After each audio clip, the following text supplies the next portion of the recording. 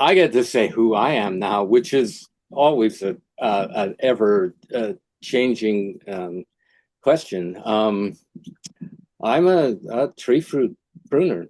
Um, I'm I'm an apple tree guy. I'm a poet who left the orchards to learn how to write poetry from a witch in the spellcraft tradition of the Hebrides in the north of the world. And it took until maybe 10 years ago for me to realize that when I wrote poetry, I was pruning fruit trees and not as a metaphor, but I learned how to prune fruit trees when I was very young, and then I went on to write poetry, and it all made sense. Except the deal was that I was doing it in a completely fruit tree kind of way, and I was really um, pruning fruit trees, and I wrote a book about it called The Tree Whisperer,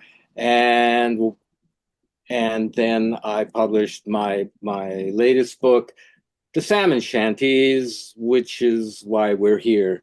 The Salmon Shanties is embarrassingly enough 40 years of work, and I like to say that if it takes me 40 years to write a book, it should be able to take somebody else 4 months. I think I worked very slowly, but I got a book out of it, so I'm pretty happy about that. In fact, it is my 35th book, so I haven't been sleeping through the whole thing. So I'd like to say that my goal here is to introduce you to the language of Cascadia. And I mean a few things by this. I mean that Cascadia is speaking to us all the time, and it has a body, and this body speaks to us and guides us. And it might be so simple. It might be there's a hill and water flows down the hill and makes a stream, and we live beside the stream thinking, oh, what a nice place to live. And the land put us there. That's speech, body to body. We're going to talk about that. And in this first lesson, there are going to be a lot of photographs. We're going to tour around Cascadia and maybe see something. And in our next lesson, we're going to talk about Wawa, Chinook Wawa, Cascadia's language, a kind of a blended language of European and indigenous from the Columbia district of the Hudson's Bay Company and Old Oregon. Then we're going to talk about Old Norse and that magical language I learned as a young poet, and how it can teach us that English is also a language that's indigenous to the earth, and we have with this language we're speaking today the capacity to profoundly connect with the earth using the language we already know. Then we're going to move into exploring a very hi Carla, exploring the very seminal Cascadian document, the 1855 Walla Walla Treaty Council minutes, and this all important treaty making council in the Walla Walla Valley was set the dimensions for Cascadia and all the strife with indigenous people that followed, put people on reservations, and it was all recorded. And hopefully with our background in Old Norse and Wawa and seeing the land with our own eyes, we'll be able to read it as an American and an indigenous document at the same time. And then in our final session, I hope to introduce some real nuts and bolts kind of poetry in the tradition that I'm bringing from British Columbian Cascadian, and which I learned, which is British an American within an indigenous core, which is linked to this idea that English has a capacity to be a profound environmental language. And that's the journey I hope we can go on. So, having said that, I'd love to hear just a few words from the rest of you about well, how you wound up here, or what you hope to do, or what you're doing, or hello, or something. Yeah. Anyone want to start? No. I'll go. Okay. Somebody's last in, first to Good. go. I'm Julie Sevilla Drake. I live on Fidalgo Island, which is north of Seattle. Anacortes is what it's known for, but I don't live in town. Um, and I was an Alaskan for 30 some years, and then I moved down here to lower 48. Uh, what else? I am uh, very much connected to the earth. I've spent weeks, months, years hiking and canoeing and mountain biking and backpacking all over this earth. So if my feet aren't on the ground, I'm not happy. And I'm also a poet and an artist. I'm a visual artist by trade now. I earned my living by being a bookseller. I owned a bookstore in Alaska for 27 years. And that's me. Next. Or I should say, any questions? I have a question. Are we writing in this? Yes. Okay. There will be some exercises. Some will just be kind of thinking exercises we go through together, and there will be some writing exercises to do at home. They'll start simply and get more complex as we go along. I don't want to scare anybody. Okay. Thank you. Katie?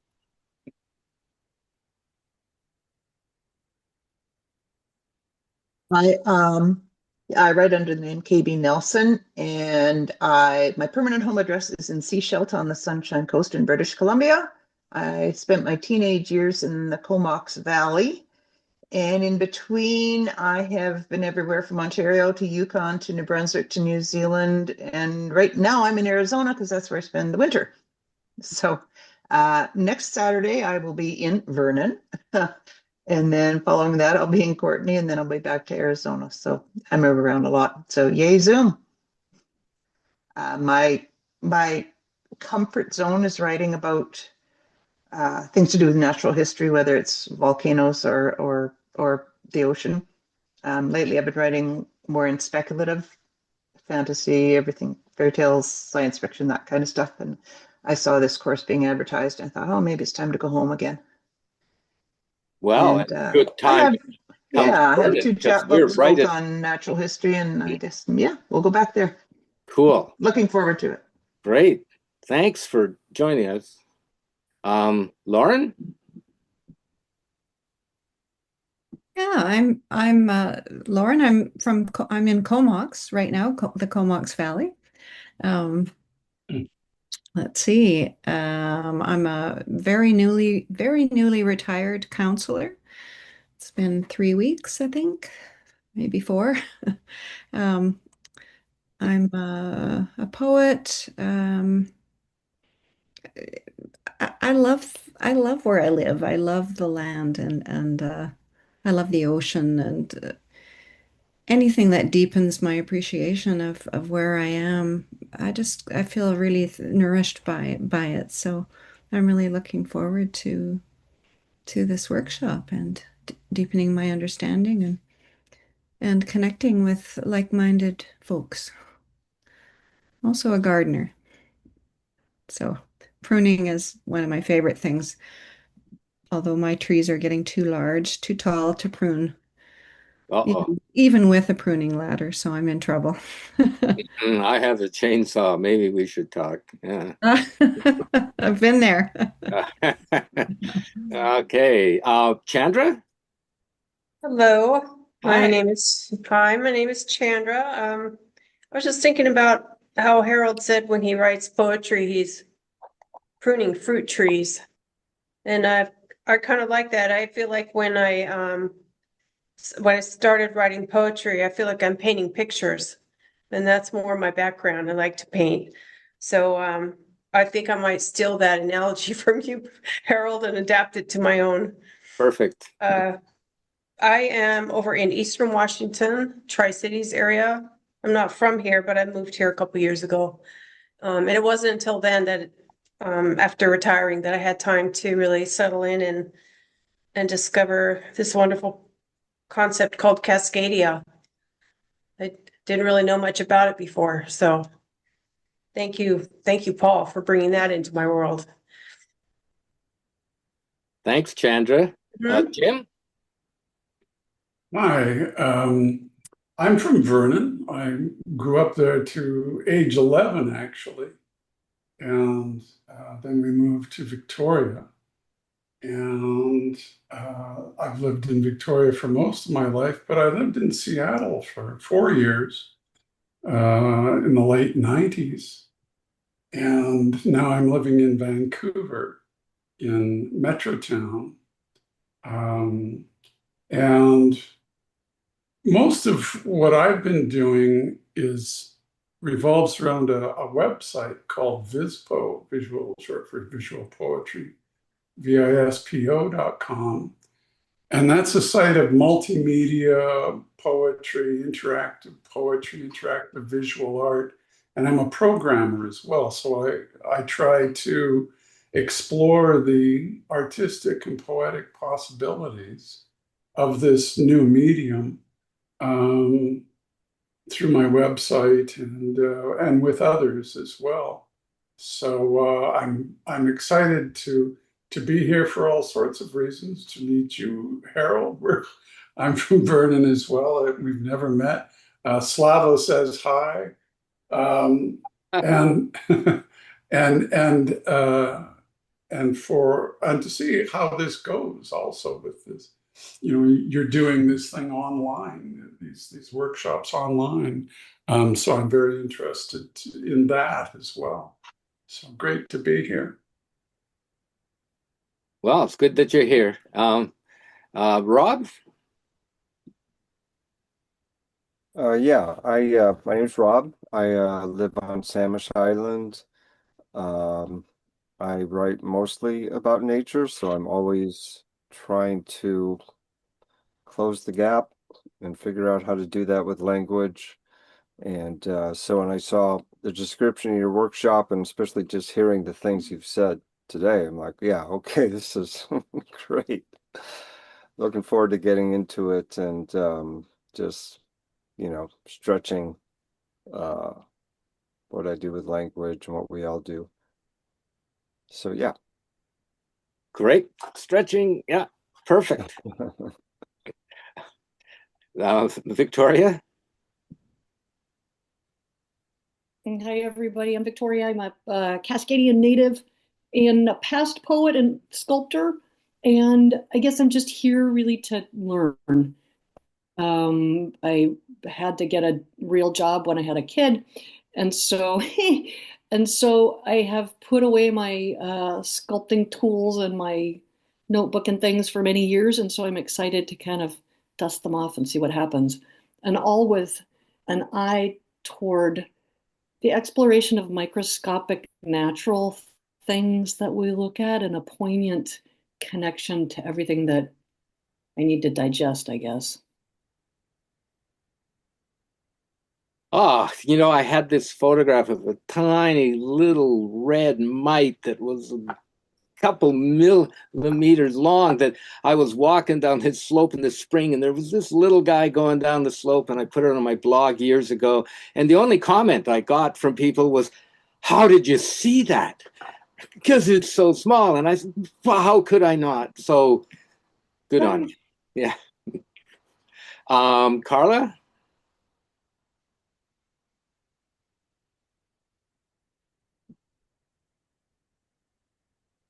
You're muted, Please Carla. unmute yourself, Carla. We can't hear you, Carla. Please unmute yourself. I was muted. I should know better than to be muted. Anyway, I was just saying it's good to see people, familiar faces and new faces. Yeah, I guess we're talking about place. I have been in a lot of places over time. I guess that shows from the gray hair. I grew up in the States, primarily in Illinois, in Chicago, and in Michigan. And I have traveled extensively around the States, mostly in the western part of the States. I've lived in Alberta, Saskatchewan, British Columbia, Ontario, and have traveled pretty much to all of the provinces in Canada, with the exception of Newfoundland and the Territories. And I hope to check those off of my travel list in the near future. I write poetry. I write a whole bunch of things these days, mostly poetry. I'm also a visual artist, and so great to hear that there are other people here today who are also dabbling in what we see and what we don't see. I'm wending my way again through salmon shanties, Harold.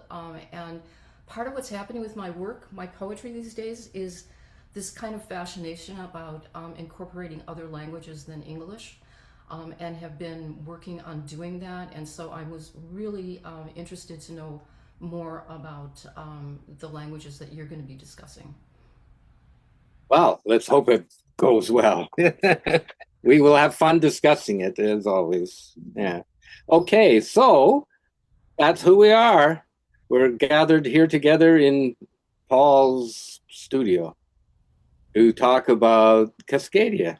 So I thought we could start with a little slideshow of introduction, even though my mouse has left us. Oh, here it is. Okay. So Paul and I practiced this. Now, I have it pulled up, and if you want me to be your little Zoom assistant, I'll share it, and it'll be on if you want. I'm going to try. I'm clicking the share button, and we've got something to share here. Let's try it. And it says you can see it. Is that correct? We can. It looks beautiful. Okay. So you see this rock here? Paul, that rock and that sagebrush you showed on the photo from your website, that's where it comes from. Pretty nice, eh? All right, so the salmon shanties comes from journeys across Cascadia over the last 15 years, for the most part, although it started long before that. I burned through 4 cameras. Not that I'm a great photographer, not that these are great photographs, but I was there and I saw things. So let's introduce just with a little poetry, because we're talking about poetry. Here's just a little piece from the salmon shanties that I thought might be kind of the theme of our talk. So let's just jump in. This is called Snass Shanty, or Rain Song, and this is just a little piece of it. Death might have us all in her crosshairs, but I'm holding my head up as I walk into her range. I am standing barefoot and the water's turning, and it's turning again, and the wind's unwinding into skeins of tundra swans. There's no future if men stop bringing the salmon home by offering them water, smoke blown on the breath and caught by the air. We are one substance. There is always rain's drift and the sound of the sea knocking on the corrugated rapids of tin roofs shivering with salmon. There is always this rain. Everywhere on the plumed shoulder and in its turquoise knock knock, who's there? Where the heart is soaked with splatter is what matters. Even the sun is a raindrop. Its wind-trembled tear keeps rolling onto the beach at Antlers. The rain strikes the gloves of bone. Time builds around hands of marrow, keeping the water water. We who carry them, it's not that we are blood walking. It's not that we're not. It's that the rain is walking through dry grass, rustling. So that's the kind of poetry that my long trip up the Columbia River in 2009 introduced me to.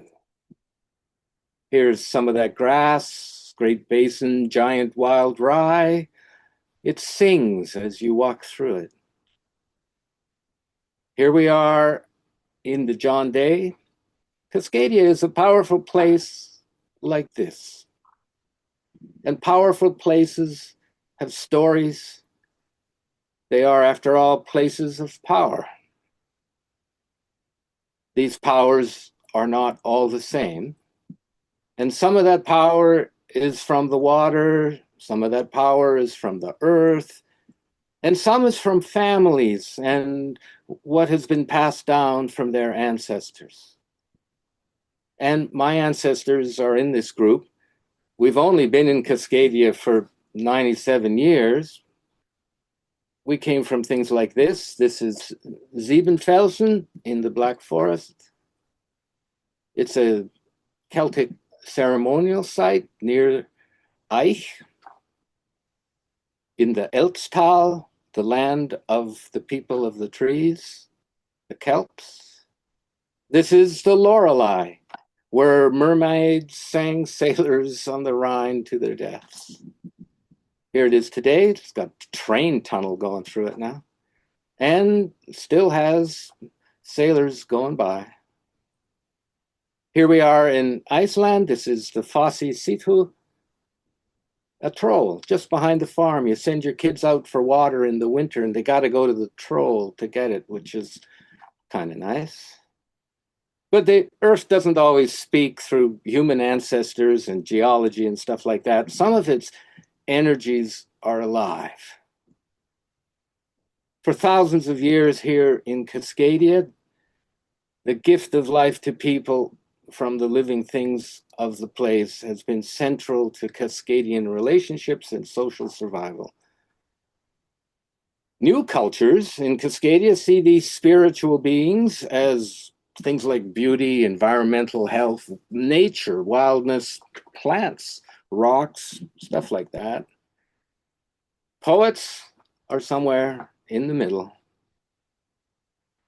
Now, Western views of beauty are rooted in Greek concepts of balance, which include kalos, which is beauty, horeos, which is ripe beauty, beauty that's right on time, the flush of youth, or a very ripe peach, something like this. Or maybe this boy just embracing the beach there.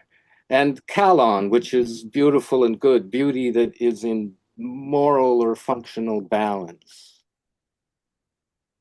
So all in all, the beauty that settlers have brought to Cascadia is an understanding of a sense like touch or sight or hearing or smell or taste that recognizes a healthy environment, one that can support human life and support its expression in the more modern sense of beauty, which is charis, grace, charm, and loveliness.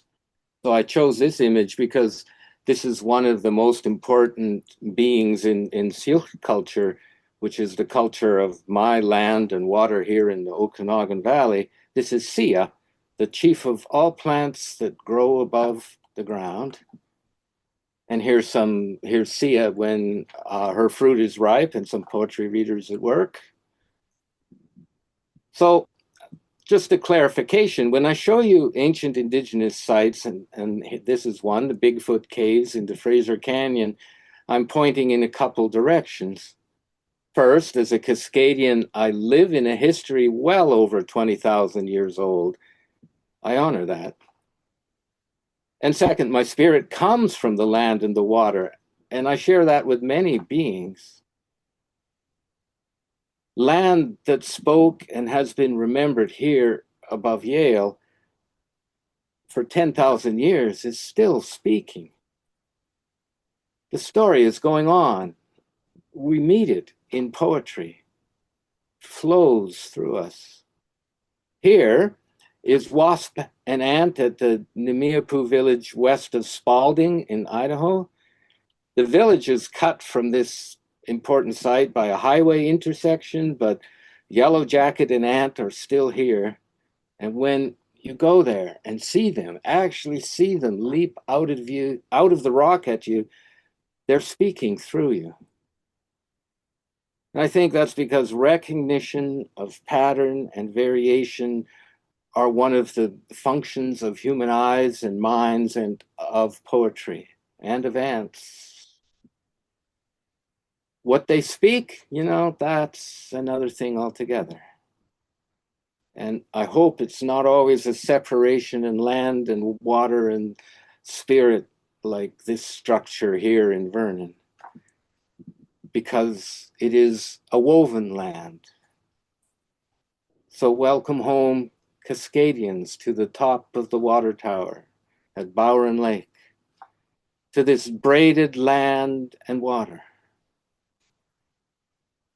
We are not the owners of this braid. Scentclip is, and the deer people, and the salmon people of the grasslands.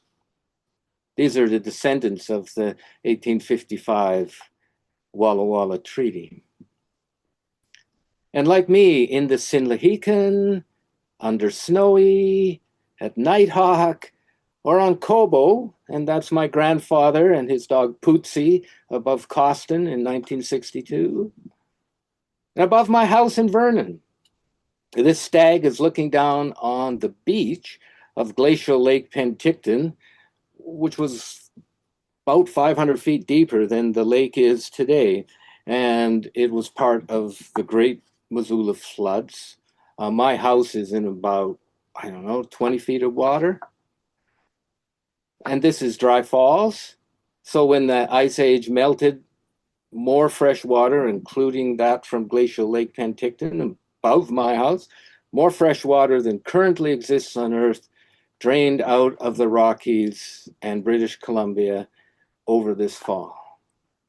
And in Yakima country, that flood lasted for 3 days and filled the valley. You can see the fill.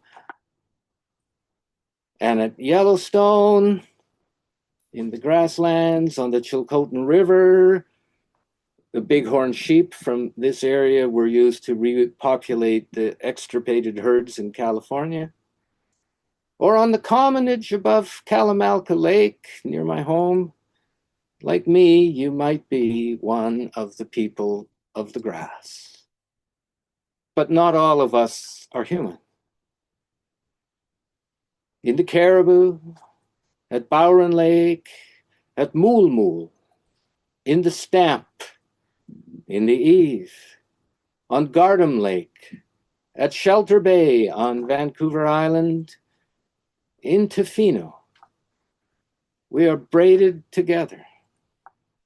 So as a child of the grass and Horse Thief Butte, and as a child of the water and Aeneas's prairie, you might know in your bones and your split salmon spine, like here at the Inlakapma fishery on the Fraser. This was the important fishery for the South British Columbia coast. It's right in the center of the image. You can see a white sandbar lying to the left of the river there. That's Chapman's Bar.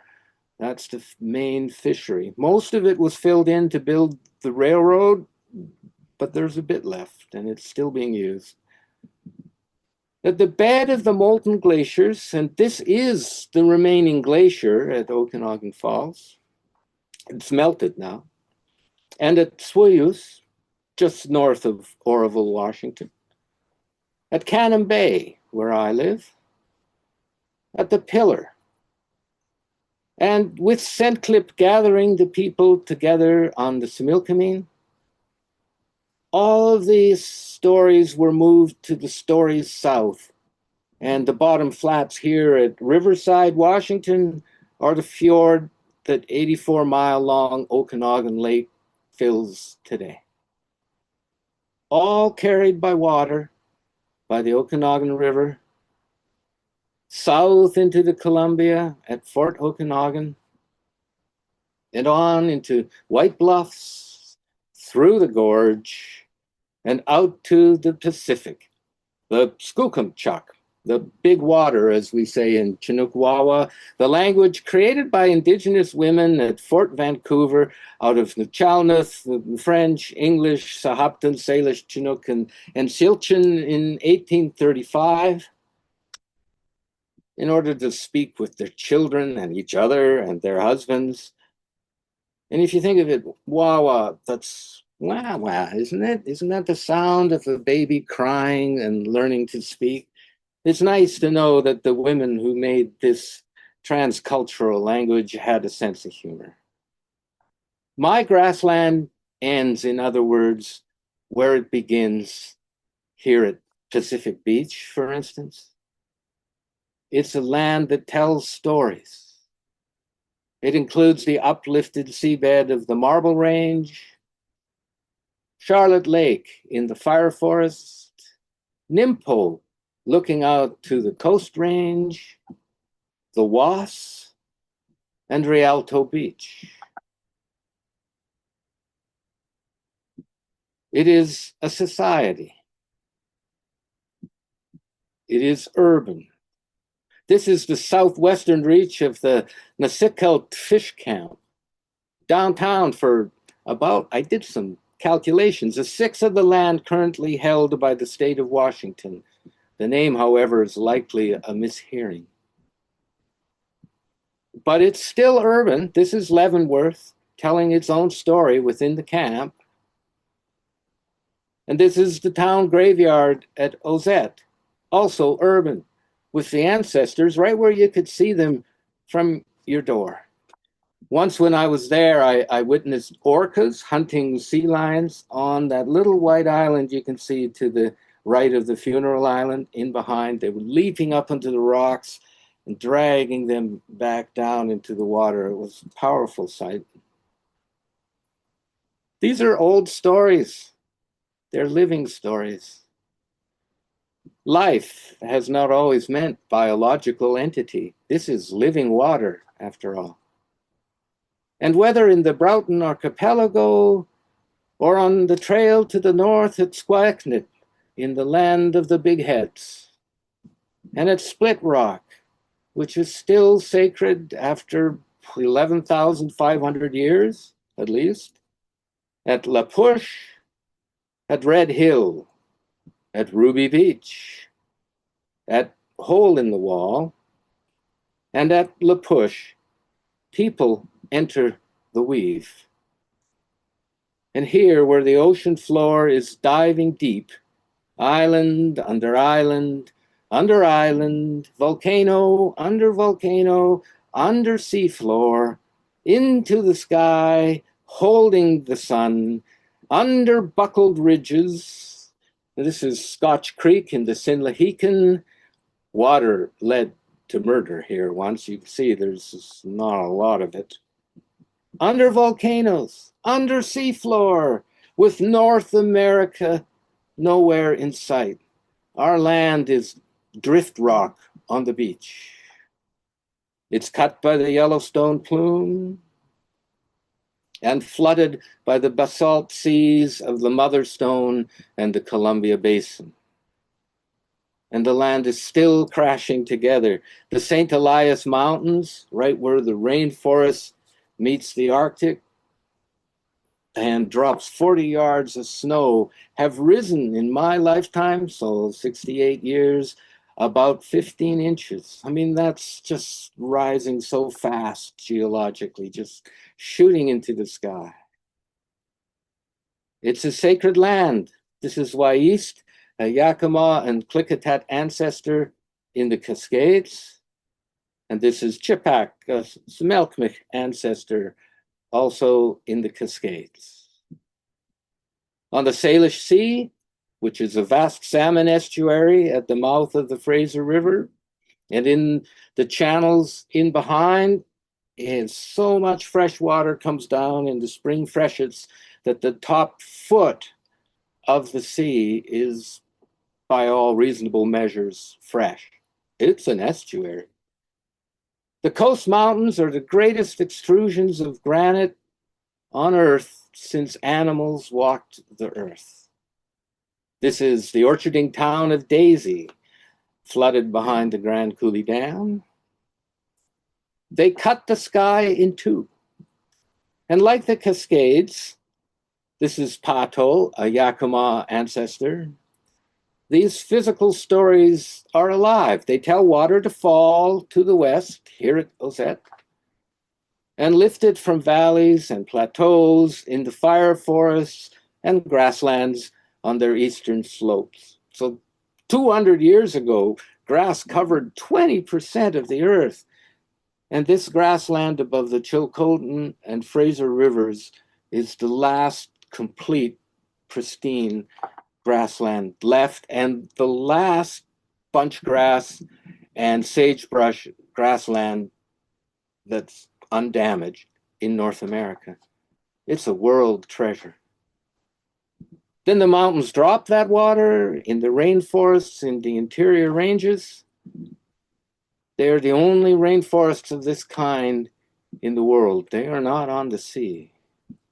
Water pouring from them brings salmon to the sky and carries them back to the sea and weaves us in.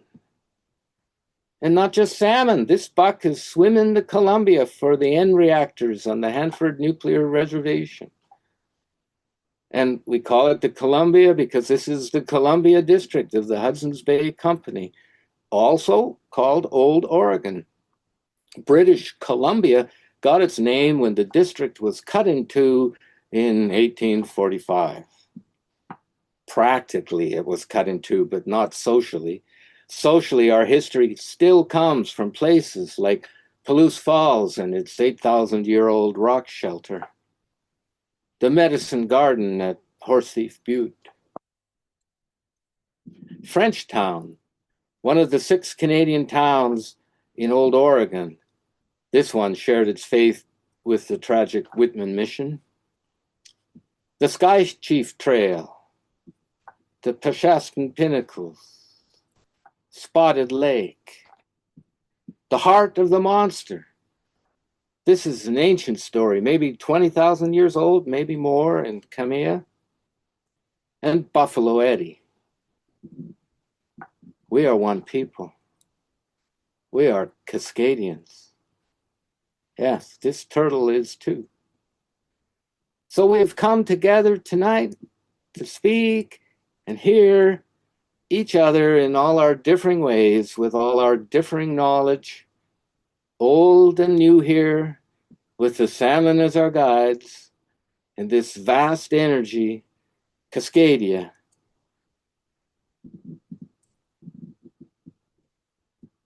In this land and water as one braid of the life force. Here we are at Dungeness Spit. And at some point, I think now is good, we have to stand up for some idea of what it is to be human. And for me, this means having ancestors who are not.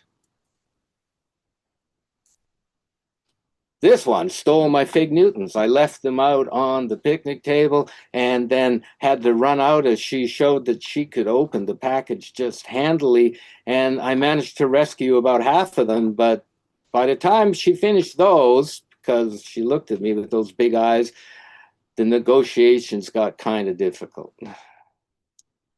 So one day every year, coyotes send their kids out to learn the world on their own terms. The adults hang around watching, but don't show themselves. This is the first time the young ones come outside to meet the world.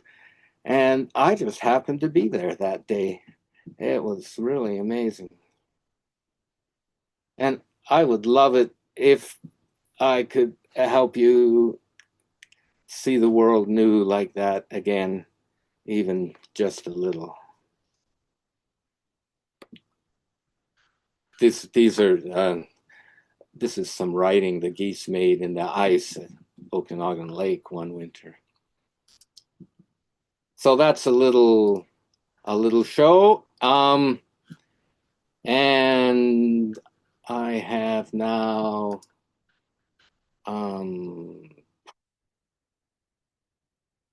yeah, so I have some notes here, but what I would like us to do now is just follow that land and water as one substance. And just to remember that their speaking is one thing. They're not land, they're not water, they're land and water together, and we're living in their weave. Cascadia doesn't speak English or any other human language, but it speaks through the body language of deer and the trills of flickers, but it's not those either. Sometimes it speaks in mountains that create clouds, which rain and fill streams, which humans and animals drink from, and we taste it on our tongues.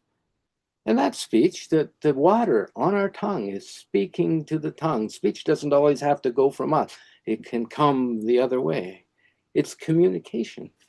And this speech that mountains make with water, it's not heard in an ear, right? But on the tongue. And then the tongue repeats it. It utters it again in its own physical form. And there it is, water.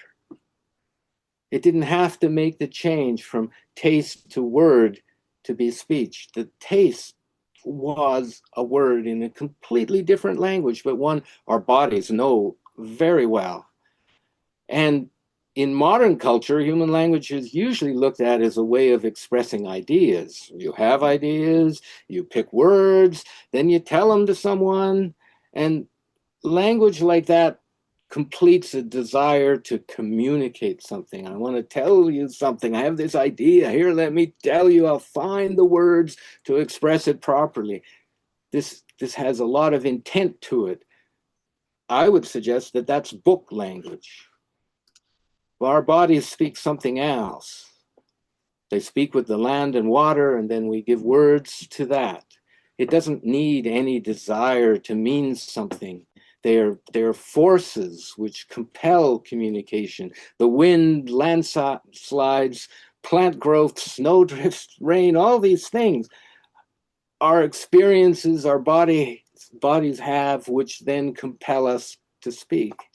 And interestingly enough, our bodies follow this speech very well. We know how to read it, because if you're going to cross a sagebrush slope like the one above my house, and that's just an example, it's best to go where the deer have already been.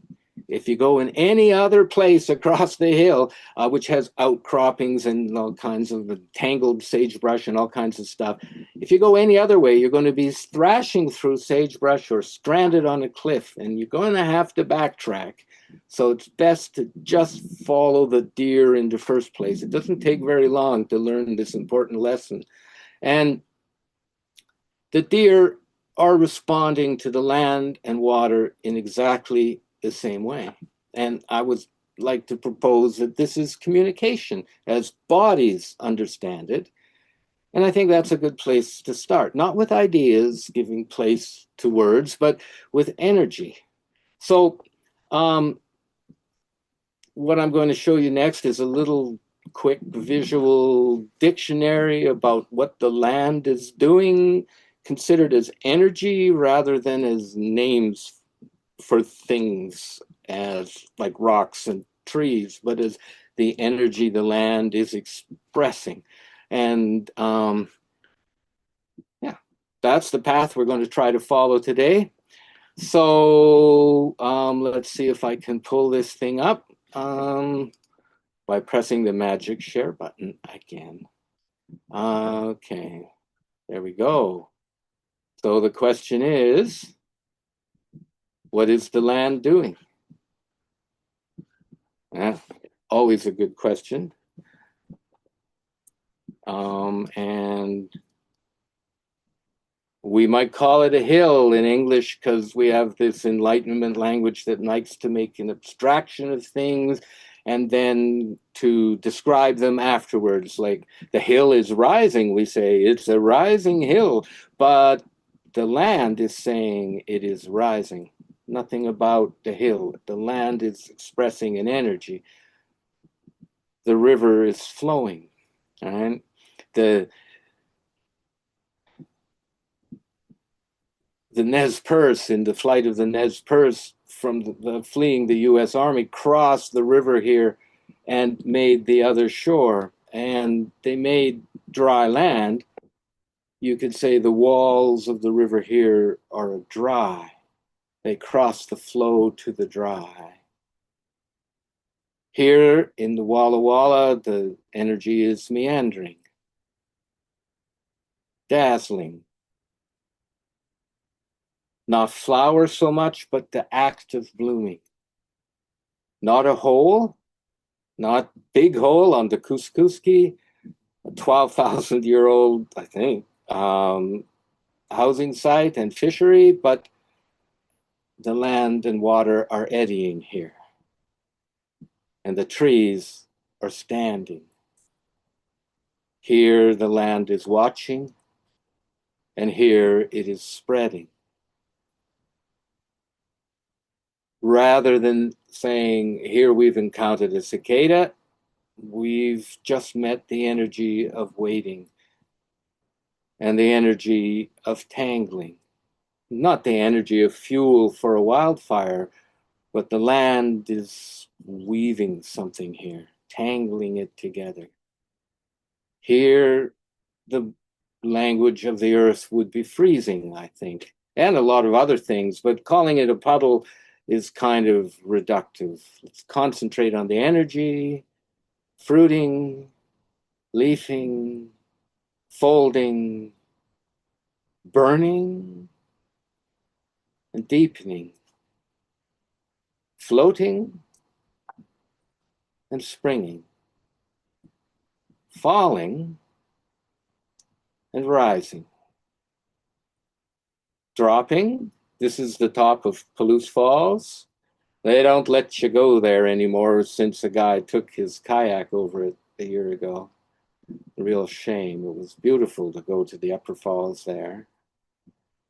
And this rock is just lying here, which is an active force. And these trees are holding. This bunch grass is mounding. These tule reeds are weaving. The hills in the John Day are glowing, and the rock is heating in the sun.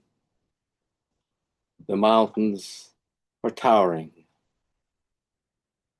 The land is flooding, rising, sparkling. This is in downtown Vernon on Turtle Mountain. The land is spreading, watching, healing, and erupting. It is drifting. It's a land where winter begins. And calling, centering, floating, flattening, and landing. I wrote a whole book about landing, a book of poems from Iceland on the concept that we don't live on land. From the point of view of a sea people, we live on a landing, on the act of a boat coming into shore, and at a certain moment, all of a sudden, the earth picks it up and holds it, and it's no longer moving with the sea. It is a landing. We call it land after that action of suddenly being held up. Here it's covering, giving, pooling, shining. And here's a young loon trying to learn how to fly. Unfortunately, or having a bath, really. And unfortunately, it didn't make it. Sometimes the season's too long. First the male leaves, then the female hangs around until the lake freezes over, hoping that the young one will finally get the idea. This one wanted to hunt frogs into shallow water rather than learning to building up its strength underwater in deeper water, and it never made it. But it's splashing very nicely for the moment. So each of these energies came with a pair of English words as guidelines, just a way to hint at the location of an energy and to show that even in English, even in this time in which we like to name things as objects, the energy is still there. So I would like to practice describing a landscape in Cascadia as an energy. So I'm hoping that we can make a few lists of energies together. For example, I've just picked a few out here. Shining, darkening, glowing, rippling, and brightening. So let's just see what we get. So I think each of these energies is a doorway, and it allows us to access other energies, and each one lets us see the same site in different ways. So if we call this view of Big Bar Lake the door of the sun, and this the sunset or the shining, we can ask, what else is shining? What else has this energy? This red willow is shining. It's the same energy, just manifesting itself differently in a different being. Same with the choke cherries. Even the black cherries are shining with that energy. Even the mountain. Even this Mariposa lily and its visiting wasp. These wasps actually have one prey, and that's black widow spiders. So I encourage them around my house because they're very good friends. If we called this the door of the mountain, we would have a mountain, but we would also have, let's say, the darkening. We could ask, what else is darkening? The cherries are darkening. We have a sense of time now. The trees are darkening. We have a sense of contrast in a different way. The tule reeds are darkening. Again, that sense of time and ripeness. Darkening here is that lone cow in the middle of the overgrazed mountain, darkening the sense of brightness that is the potential of the mountain by eating it down to nothing. If we called it the door of the sky, we would have the sky and the glowing, and could ask, what else is glowing? Palouse Falls is glowing, the water below, etc. What's glowing in this picture? Could be the grass, the sky, the clouds, the trees. It's all glowing, which might be the point, but suddenly we're seeing it through the doorway of glowing. The huckleberries are glowing, but so are the leaves. Yellow Pond at Big Bar Lake is glowing. If we called it the door of the water, it would be different again. And that differing approach to energy is what poetry does. It allows the earth to speak a different word in the same voice. So here we have water or the rippling. And suddenly with that energy of rippling, we can see the ripples on the beach, the ripples in the pine grass. And in a language of things, we would call these metaphors, but I think they are energies that are always present, but when they strike different substances, they are displayed differently, just as when the sun, which has white light, strikes different substances, they take on a different color because they're reacting to the light differently. That's poetry. This ponderosa pine is rippling. And really, this differing expression of energy is life. This is Red Pond at Big Bar Lake. If we had the door of the horizon, we would have a bright horizon, and we would have the brightening. Suddenly, we're able to look at the same scenes again and see brightening, things coming into light and showing themselves to us. If we call this the darkening, we would go the other direction into the shadows. At least I'm a very impressionable being. Here, the brightening is giving us many other things, such as these deer and our loon friend again, throwing up these brightening splashes of water as he washes. It all allows for different points of contact and different flows of energy. So if we put them together, maybe we can see that. Here, if we take this set of images and call it rippling, suddenly they come together in a narrative of rippling. And it allows things that were darkening, things that were glowing, all of those to suddenly be ripples of energy instead of darkening energy. If we call them ripples of darkness, then even the bright light in the bunch grass is part of the rippling darkness. We have such control over what we present. And if we call things by their names, mountain, shore, bunchgrass, chokecherry, huckleberry, pine tree, yeah, we have lots of possibilities there, but we're missing the doorways of energy that link these things together. If we called it ripples of winter, we would have a different transformation again.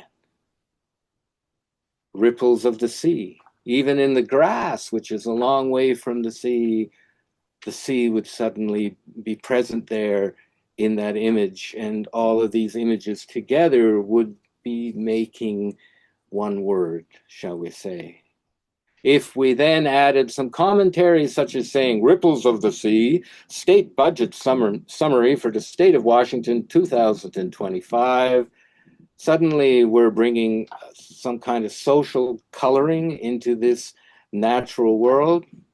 If we change that to ripples of the sea, what Sarah gave to me when I brought her a basket of yellow tomatoes, we've built a really strong social narrative, and all centered on the energies of Cascadia. We could change each of these images into words, and the poem would remain, because in the poem we're responding to images. If we had Jack had his dog Goldie for 12 years, suddenly all these images look different, a different energy is shining out of them. This is what we do when we write poetry. I'm suggesting that this is what we do when we respond to the energies of the land that are speaking to us. We're part of the conversation, but we don't initiate the energy. So it allows meaning to follow experience. It colors experience, but thought doesn't direct the process. So this is a spiritual rock at Chief Ojai's winter camp in the Kittitas. It's blocked by a lot of really aggressive no trespassing signs, which complicate human access to these important rock formations, but do nothing to close the land's poetic memory or its ability to mind or put into mind the energy that it's giving forth. There will be traditional stories about this rock. We don't have to know them to access the energy that the people of the Kittitas access, and in order to honor those places. So we can take this idea of energy and apply it to the world of color. And what the mind sees is not what the eye sees, and the eye sees first. If you look at this crow, you could say it's really the absence of a crow. You usually don't see a crow, you just see the hole in light where the rest of the world isn't, and crows like it that way. The eye chooses what to pass on to the mind. So do poems. It's a story of call and response. The earth calls to the eye responds by noticing because it is called, and then sends a message to the mind, hey, look what I see, and the mind goes, ah, and looks. But the calling, the sorting of what is called happens before the mind gets involved. So there are many colors here: white, blue, yellow, gold, black, tan, and green. And I'm naming these colors in English, but English is just one of many languages that's come from a common source, Proto-Indo-European, which came from southern Ukraine about 5,000 years ago and spread around much of the world. And at that time, many of the colors you see in this image were one color: white, blue, yellow, black, gold, and blonde were all one color. That is our ancestral history as speakers of European or Middle Eastern or North Indian languages. This one is here at Big Bar Lake or at Cannon Bay. The color blinds. You don't notice much else. Here at Lake Lenore, the eye is drawn to it immediately. It shows itself. One spots something once one follows the eye that has already been drawn to it. And what you spot is what you have been shown. The lichen has called to me, my eye noticed it, my mind followed, and I spotted it. Here is rattlesnake buttercup, an early sign of spring. It tells when other plants are ready to harvest and when to go and look for them. It's also poisonous. It was used for tipping arrows to kill birds. This kind of seeing, where the land sees you and then you see it seeing you, it's not separate from the land. What you're seeing is your eye seeing, and that's a little different from an eye seeing you. Or not seeing you, because blind or not seeing is also blonde. You blend in. You hide like this crab spider with its scary fake face. And it is your hide. For a coyote, the hide and the hide or hiding place, the grass, are the same color. You are blind. The world is blind to you, which is how you like it. But eyes that do all this work as a word aren't just organs of sight. They are actually points of difference. There are points of difference in a face, like my eyes, for instance, or other eyes, like a day's eye or daisy. It's a place the eye lands on because it is an eye just like the eye and is a place of difference. In other words, they're not places you claim, they claim you. They place you in terms of how you react to them, not the other way around. It's your story, your mind. You go back to it over and over again, and you can be in its old story. I would like to say, what else is memory? Things that enter this space are seen. They land on that eye, and from sky to butterfly to dragonfly to hand. When a captivating glance is blue, we read moods of time and weather. In other words, we read change. And another of these moods of color is black. It's a difference that catches the eye, the pupil in the eye, a hole in the light. One is both hidden and seen. The poet Goethe wrote a long treatise about how darkness was just as much light as lightness.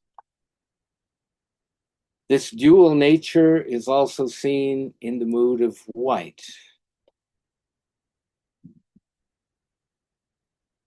It draws the eye as well and is the same brightness of difference as black. It makes one aware of contrasts. You see it for that and you remember. And when all these moods of color are seen together, you see life, or you see the movement of a mind following all these things that are catching it. We call that art, I think, a conversation between bodies. It allows for meaning to follow experience. It takes its lead from experience rather than directing it. So I have 3 little exercises I thought we could explore a little on that idea. And let's just have a look. You might have it as a handout, and you might not. Would you like me to make it available as a handout? I could put it in the chat. Yeah, sure, that would be great. Let me just find out what I called it. Exercises lesson -1. So 1 second here. Get to the Zoom. First of all, let me put it up on the screen so people can see. Would that be appropriate? Yes, I'm just struggling here. I got it. Yay. Well done. Okay. Oh, So, you know what? I do have it as a PDF on the site. So let me just share that in the chat so people can have access to it. And you probably download it. If you need to download, I'll put it in the chat here as well. And I'll get it loaded up by then. There we go. Well, it should be there. Right. Okay. I can't make it move or anything. I can. Well, do you want to be able to share it so you can make it move, or do you want me? Wow, look at that. So you just tell me if you read along, I'll go along with you. Okay. All right. So I think it would be fun together to try practicing describing a landscape in Cascadia as an energy, because this is probably a weird concept that comes from my own head. And I thought a way to do it would be to make a few lists together based on energies. So we have an image below that we could look at now, Paul. So this is just an image. And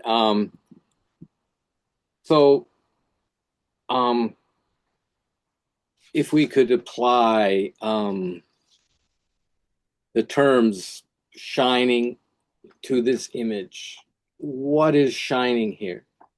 And I thought if we made a little list of the things we notice, we would have almost have a poem, and we can work with that a little bit. So does anyone want to jump in and say what is shining here?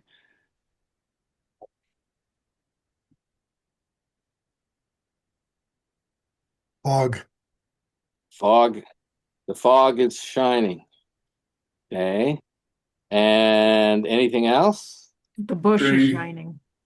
The orange bush? Yeah. Yes, the bush is shining. We could call it a feral maple tree. The maple tree is shining. I could add the asparagus, that yellow cloud there in the left. The asparagus that escaped from the orchard is shining. Anyone else? The fence. The fence is shining. We could because it might be unfamiliar to our readers to think of something dark like a fence is shining. We could say it's shining with some kind of energy. What kind of energy would you want to give to the fence shining? Distinction. Um, with the energy of distinction. Okay, I like that. Okay. We could try one more thing. Is there anything else that's shining in this, or have we covered them all? Well, the barbed Yeah. wire or wire on the fence. The barbed wire is shining. Okay. Okay. So, and so why don't we try that a second time and pull a different energy, such as Straightening. straightening. Great. So, want to mention something that's straightening here? Fence posts. The fence posts are straightening. What are they straightening, or just straightening in itself? Just straightening? Straightening between ground and sky. Okay. And what else is straightening? The horizon. The horizon is straightening. Is it straightening something or just straightening itself? The wave. Pardon me? The wave. It's straightening the wave. Cool. Anything else straightening in here? The wire. The wire is straightening. The branches. The branches are straightening. The tree trunk, the maple trunk. The maple trunk is straightening. And I could even say those clump of plants that are to the right of the maple in the fog are actually goldenrod. So the goldenrod Stalks. Yeah. stalks are straightening beside the maple. Okay. So interestingly enough, we picked two energies and we looked at the same picture and we have two completely different things going. Can we scroll down a little, Paul? Um, we've already done some of the things I'm suggesting here because um, we had the fence and the wire glowing, and we had them straightening, and that was part of my goal to help us experience together that the same energy can be expressed in the same objects, shall we say, but suddenly speaking through them differently and making a completely different narrative of the picture. And so if we just look to the side of where that picture is taken in the same palette of colors and plants, we have something different going on. Anyone want to pick an energy for this one? Rising, brightening, reddening, deepening. Any thoughts on this? Misting? Misting. Okay, so what is misting here? Where is the misting in the image? The light in front of the invasive maple. Yeah. I see that. And The asparagus over there is misting. The asparagus is misting. Yes. So, Paul, if you scroll down, we'll get to a second image and we'll see the asparagus doing a bit more misting. Look at it misty there.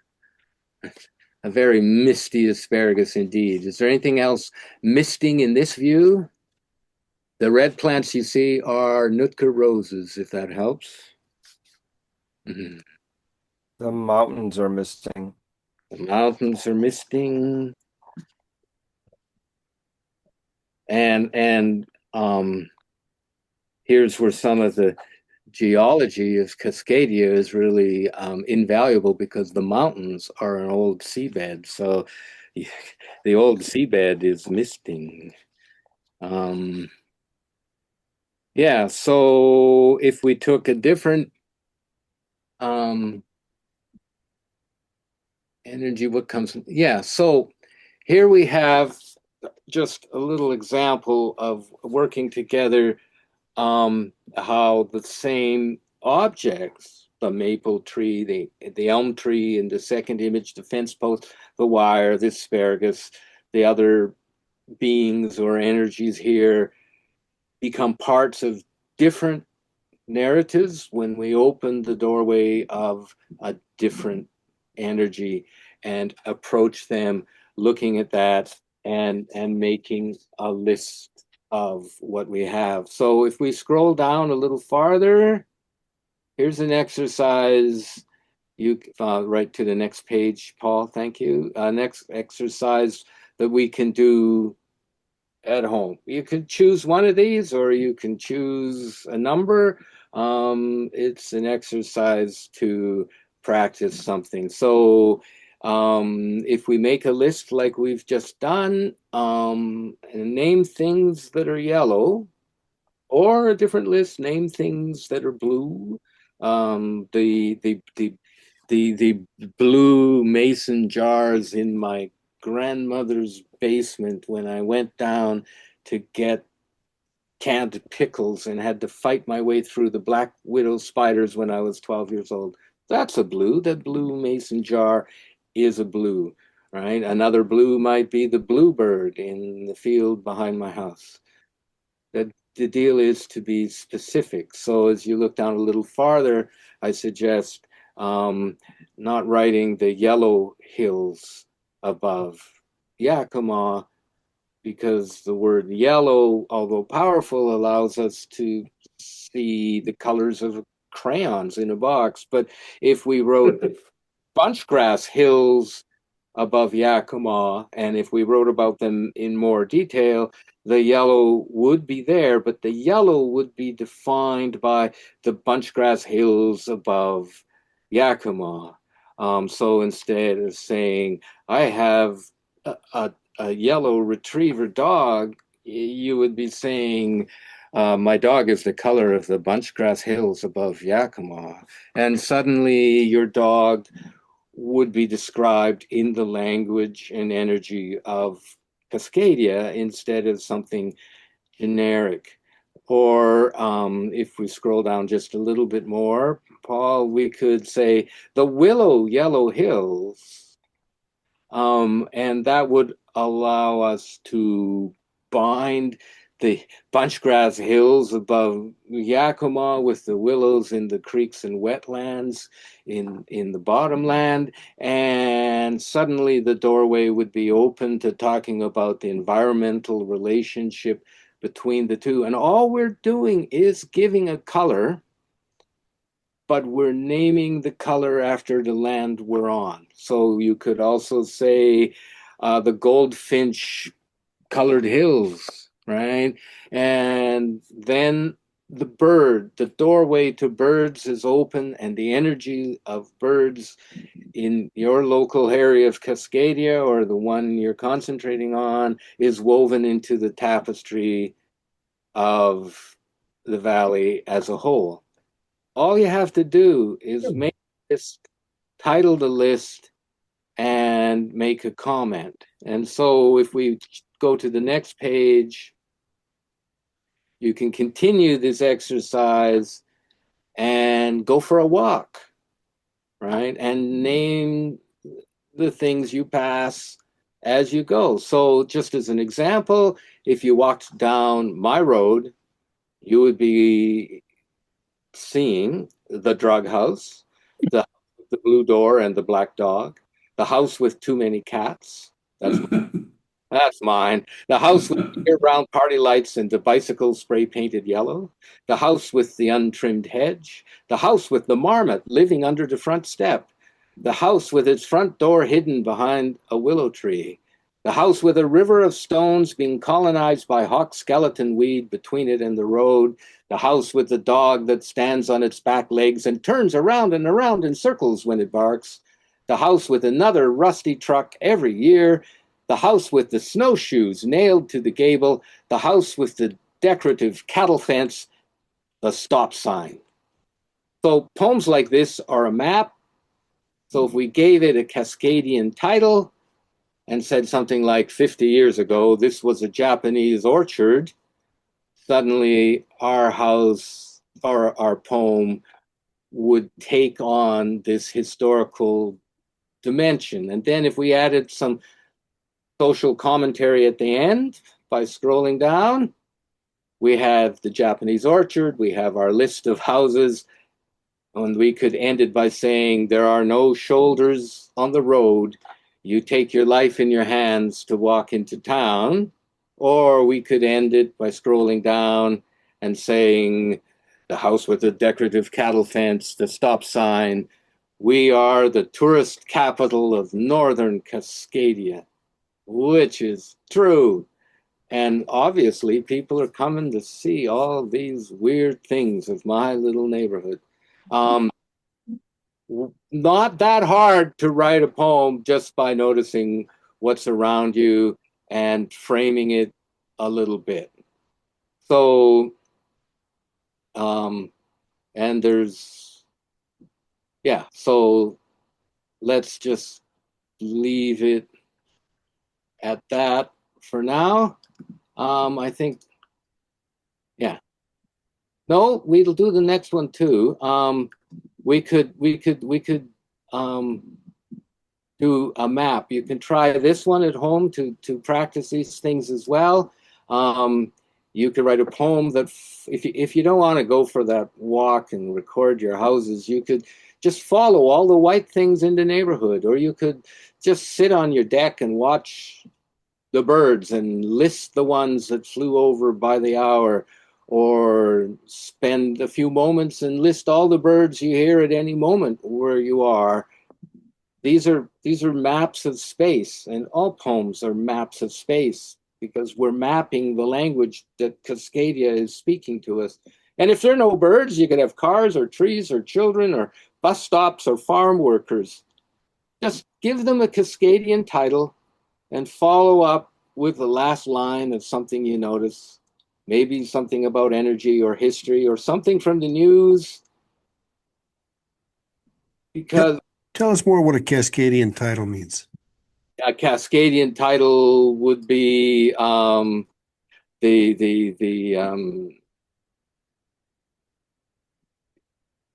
the winter, the Okanagan Valley is always covered in cloud. Or if you go to the whole river, your feet will get wet, right? Or if you you walk out of Seattle, you're bound to be walking through a lot of traffic until you hit the mountains. Something really truthful and simple about Cascadia, and suddenly all the things you list will be linked to that observation, and you will be in conversation with one part of Cascadia, your observations being in conversation with something else around you. Does that make sense? Yep. Okay. So it's a bit like writing Cascadian sentences.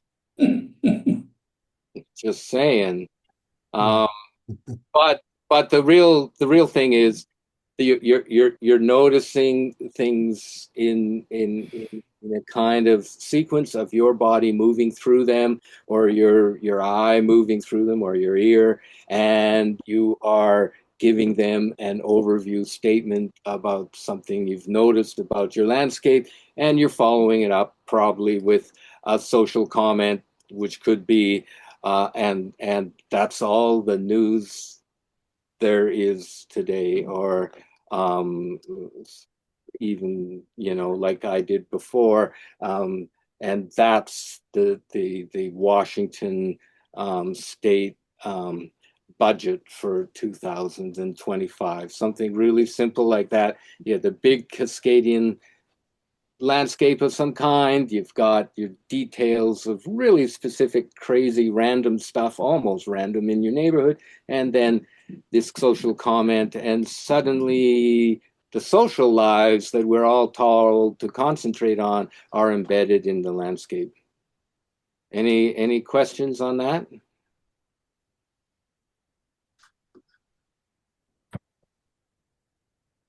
No? Okay, so that's a pretty simple little thing. Why don't we just okay, I gotta press the share button. Here, let's try looking at a few more pictures. So here we are in the pine trees. We're used to discussing things as universal, but I want to encourage discussing things as being specific, which is why I've put the names of a lot of places in the corner, just out of interest, that these are real places. This pine tree is in Concanally, and it witnessed a lynching on the next pine tree in 1891. It was there.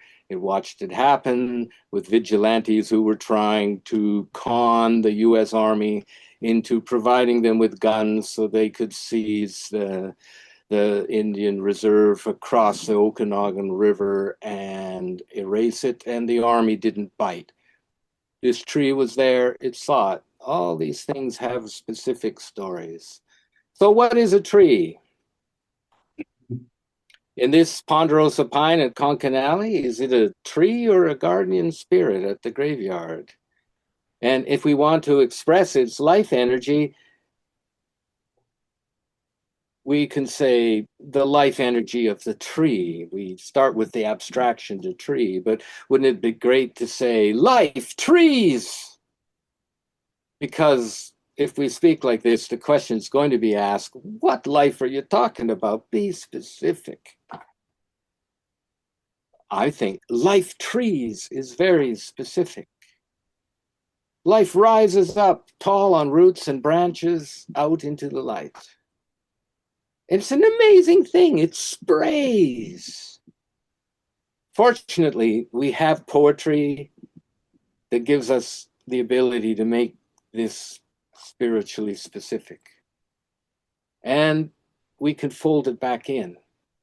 But even in the universal language of the body, we can't reasonably say a you, healthy red. Doesn't make sense in English. English won't let us do that. And that you spirit is growing in this grove of rainforest cedars in the Selkirk Mountains, which differ from the cedars of Ozette on the Olympic Peninsula. And if we say that big cedar on the Larch Hills Bog Trail, critics are going to say, you're being too local, and most readers, it's inaccessible to them. And so we say, okay, the big cedar, and we put that in our poem, and critics will say, well, you're being symbolic, and that's a universal spiritual principle. I sat in the poet Rilke's garden in Museau in Switzerland, and I looked up from his chair at the mountains across the Rhun River, and there was a tree on a cliff. The tree, I'm sure that he wrote in his first Dueno elegy, right there. And he wasn't, and all the critics are saying, oh, he's being symbolic, the tree, you know, it's symbolic, spiritual thing. And Rilke was actually sitting in his chair and saying, pay attention, that tree right there, not that next tree, look that one, that tree, that's all I'm saying, look at the tree. So the spiritual world is that close to us. But English doesn't like it. It says you can't say a tree prickly green. It likes Douglas fir instead. It does allow us to say the healthy green ones, but first we have to say firs so that when we say healthy green ones, they go, oh yes, they means the firs.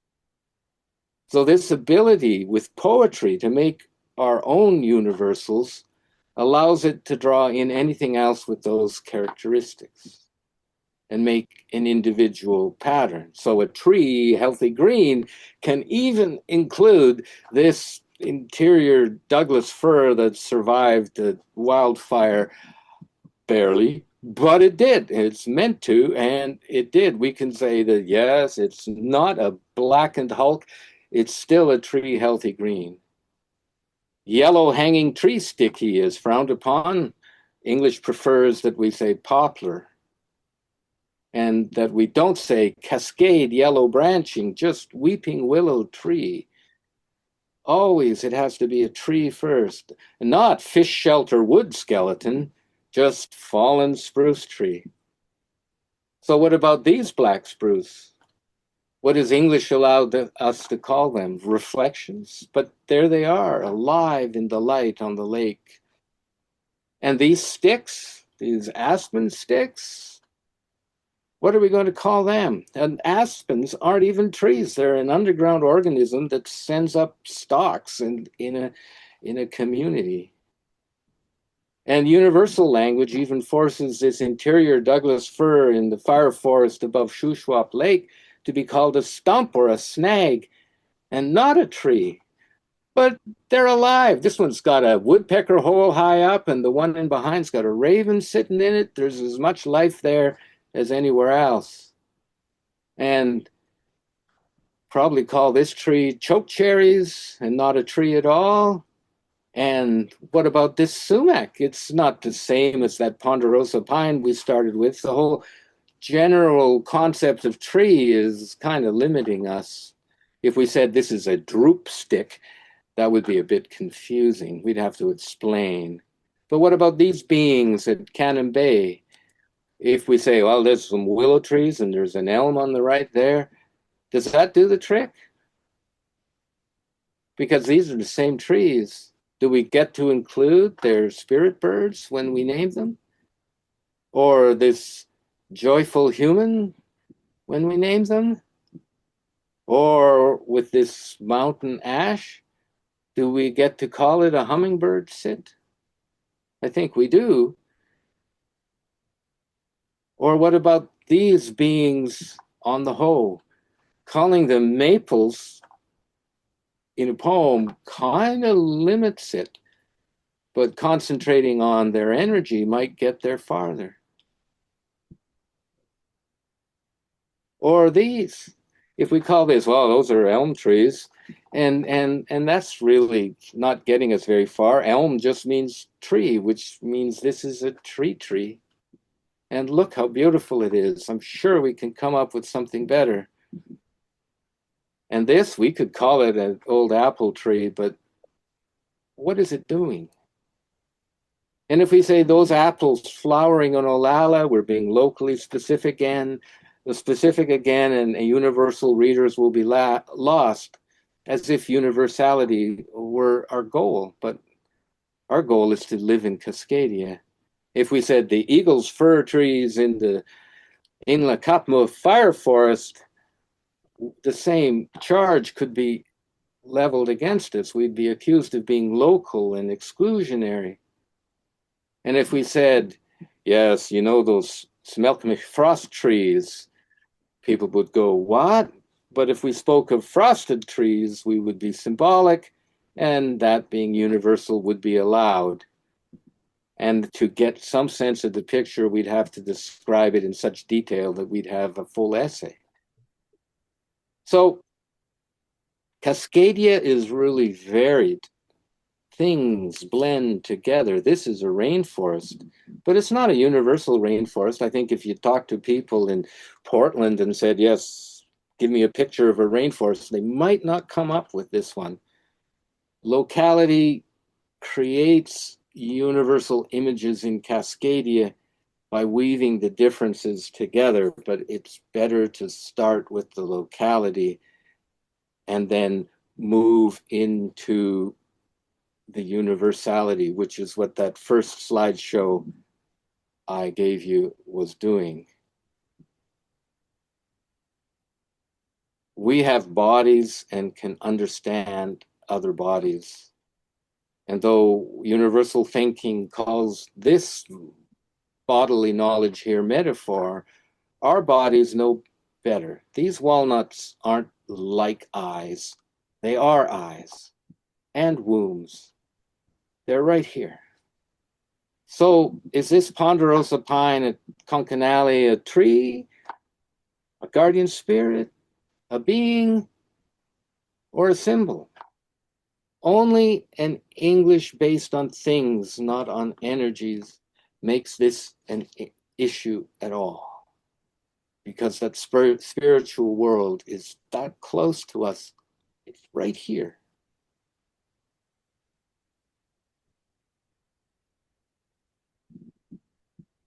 As an example, this stone at the Icicle Fish Camp still receives pictographs, which are meant to mark and trace places of power to communicate with the spiritual world that is encased in them. And they might be painted in chalk now instead of red ochre, but there are Cascadians who are still doing this work. We're doing it in our own way in poetry, and it's a principle of shared minds. So setting aside understandings and seeing what's in front of us, there's principles catching our eyes here. So this, for example, could be called balance or beauty or contrast. And what abstractions can we put aside here? Can we throw away the idea of knowledge or understanding or the idea of love or even of tree and acknowledge what's in front of us? Really, it's a smorgasbord for bears. The real story is that Mother Bear brought her cubs here one year and they ripped apart the tree when it was 20 years old and nice and ripe on the ground, and they ate the grubs. And then the next year, when her little one was kicked out because she had more cubs, it came back to the same tree that mom had showed it and did the same action again because it wasn't very brave. It didn't know anything else and was still following the traditions of its mother. There's stories here. We don't need universal explanations to get to them. So this is beauty. It's also a really nice love nest for beetles. We have an eye for these things. I once went and taught a man how to prune peach trees by asking him to prune out the big offending branch in the tree that was shading the tree and causing the lower parts of the tree not to have any peaches. And he says, well, I don't know how to do that. And I said, just walk into the tree. You have a bodily sense just like the tree does. What branch is bothering you? He says, well, I hate this branch up here because it's making me claustrophobic. And I said, you found the branch. You already knew that. You just needed permission to identify it. So what does your body apprehend here? The photographer Chris Harris's wife, who went on the big books about central British Columbia on his photographic journals, said she loved these landforms in Cascadia because they were the shape of women's bodies instead of male images of peaks and stuff that her husband was taking pictures of. And that's what she saw. Here, the painters and sculptors in you will be following your eye through this image. Our eyes are always following and interpreting patterns. So here it's a matter of point of view. I got down really low to the Chelan River and made this image to see what I could see. And that's a different point of view than the point of view of the whole image, or the point of view of the river or the cliffs or Chelan itself up top. But if you look at this image, it has a point of view of the river. This is the same point of view on the Stamp River, but everything has changed. And the same point of view on the Sultan Creek. Note the blue heron fishing there. There he is. So if you call out to the land and the water, they can carry your voice or body away and then bring back an answer that fits the call. Other people have done this in the past in Cascadia. And it's really great when there is an answer. People called here at Beacon Rock, and they wait for the answer here at the Bonneville Dam. We're talking about our fate, a landscape, the land that holds us in a bowl and determines what is possible for us and what is not. We're going to be getting into that in a couple of weeks. But to get ready, let's just be awake to how these energies are flowing from the land. And remember them. These are some fossilized trees in the John Day. This is Rattlesnake Woman. She has a story. It's a story of transformation. She is human. Note her rattle on the right. One of the things about her is her eye follows you. When you walk around her, she watches you no matter what direction you approach her, and she's staring right at you no matter where you are. You are in a moving, living relationship with her that's unfolding in real time. You don't have to know her traditional story or have the right to speak it to be in a relationship with her. It's not geology or poetry that's read in this process. We're reading human bodies reading the land. And the voice itself in these ancient sacred places is stone. It's not a metaphor. It's still a voice. The voice is stone. It's speaking to our bodies. This is Squaxin, which is the Little Falls, a fishery on Skaha Lake in the Okanagan Valley. It's been flooded, but some of the fishing sites remain with a very sexual nature. Chaptic stories, traditional stories tell of these elemental human transformations, about energy moving between people and land. They're not in the past. This is the pillar. And they can be brand new and seen for the first time. I found this brand new one above the Salmon River. And for most of history in Cascadia, many places of transformation have been about people. These are the two Cayuse sisters. What's to be remembered is they're not landforms. They're not a place. They are bodies. They have an important traditional story, yet speak to us as far as we are able to see and hear. These stories function as trail markers. In other words, if you allow yourself to be guided, your understanding of yourself will open in front of you just as it opens the land. But that's how poetry works. We write poetry to know what we think. And here is a form of poetry that's actually within the land itself, such as here at Horse Thief Butte, or here in the John Day. We could call this stuff stone, which is fair. We could talk about its geological history, but when you see bodily forms in them, you're catching your mind, catching itself working. But isn't poetry exactly that? You follow yourself thinking. We didn't make these images, but we spot them. Our eyes sort them out of the surrounding rock, and we invest them with our own energy. And when we come back after going away and they're still there, we meet ourselves. Suddenly the rock is memory. Here's a very sacred spot in the Thompson. You can notice that in this figure ending in a skirt of ice above the poison ivy, the mouth area has been humanly altered to catch more water and accentuate the spiritual figure.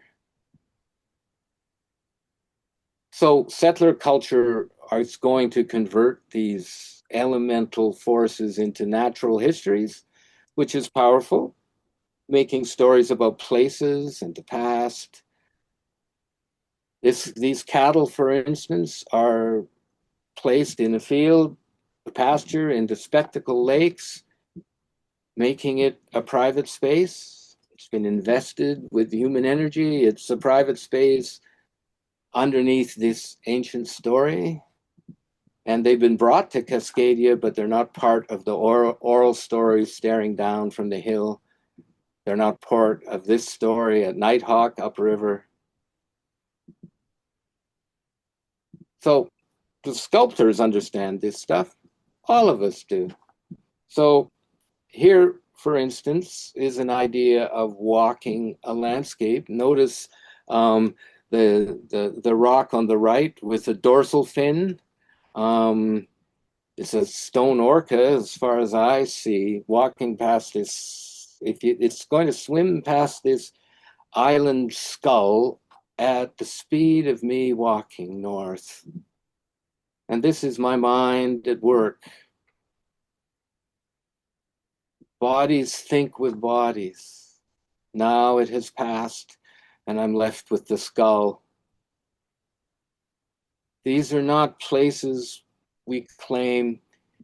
In the moment of recognition, they claim us. In other words, they place us in terms of how we react to them. I could ignore this and say, this is just a rock beside the river.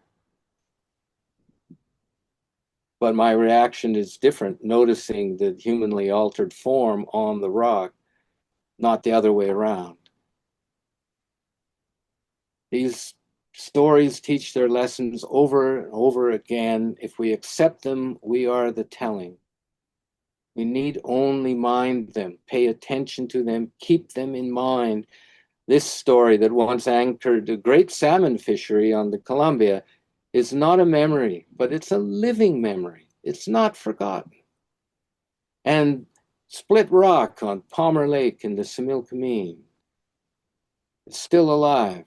The only place here that is not memory is the placement of sticks, but it's an act of memory, so it's all memory here. Oh, same here on Satis Pass.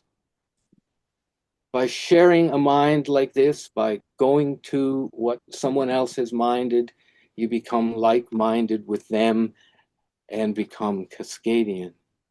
And when you place yourself like that in relation to places that people have minded, such as here at Buffalo Eddy, everything, that means all of Cascadia is mind and memory. And when you write Cascadia down, what you see in front of you, you're describing your mind. There's a center to the world as a story place, and it can have more than one center. You're in conversation with it. Your body experiences it body to body. And you'll now get to see the body showing up in other forms. The body you see here and experience is the body you see here and experience. And both of them, this one and that one, are your own body you are seeing in different relationship to the land around it. So I had budgeted some time to do an exercise here, but we're going to have to leave the exercise with you. I'll send you these two images to work with, and the exercise is to make a list again of what your body sees using these two images. I'll send them to you. And again, give it a title. For instance, if I wrote Harold sees a moon with a mouth, Harold sees a skull on a hill, and we gave it a title, At the Heart of Cascadia, and we gave it a last line, Summer Thoughts while Summer Thoughts on the 51st State. Suddenly we have a bit of a comment on contemporary politics made from Cascadia. And we could do one with a long list and give it a title, and even we could end it with the statement, but we are of one mind, to suggest that all the difference. Yeah, so I had another exercise, but I think I will send this one. We've already explained all of this. So I will send this as well, because we're running out of time and we want to be mindful of that. Funny thing is, 2 days ago, I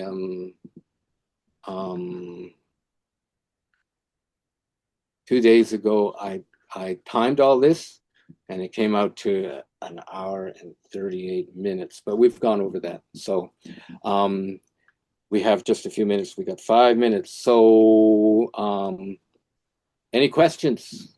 I'll send you the last couple things to practice, but any questions, needs for clarification, comments? I just wanted to say that the email that I sent to send the Zoom link to everyone, including Julie, who got here right right under the wire.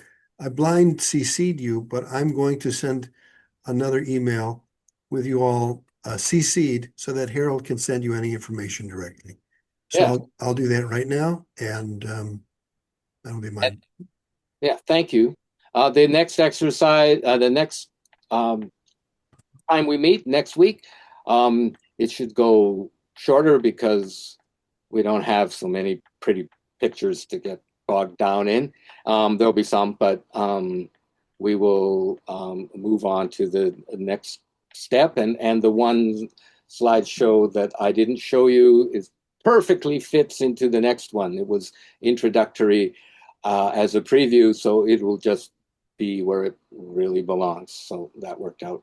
Any other comments or questions? Victoria had to head out early. I think her mom's been hospitalized, so that's why she left. She sent me a private message. So I've noted that in the email that I just sent out. And Harold, I'm very grateful for your expertise. Your love of this bioregion comes through with, I was going to say flying colors, but I was thinking maybe that's not appropriate to say that. Comes through with butternut squash luminosity or something. Yeah, perfect. So, should we be, sorry, I'm Julie? wondering if should we be sharing our work? Where should we share it? Well, I think Paul's going to give us all access to each other's emails. Is that right? And that would be a good place to share it. And yeah, that's a good question, because that would allow me to have a conversation with each of you about what you've done, and we can keep the energy flowing and expanding, and probably in individual ways. Some of you have backgrounds in visual art, which is really exciting. Poets and painters and sculptors must always hang together more than poets and novelists, because we have so much in common. I think we can go in many individual directions here according to your interests, and I'm happy to be in conversation with all of you all week on that before we meet again and go a step further. So thanks for that. Anything Thank else? you, Harold. Thank you, Harold. Yeah. Thank you. Thanks, Harold. Thanks, Harold. For following along on my walk through Cascadia. Happy to be here. Thank you.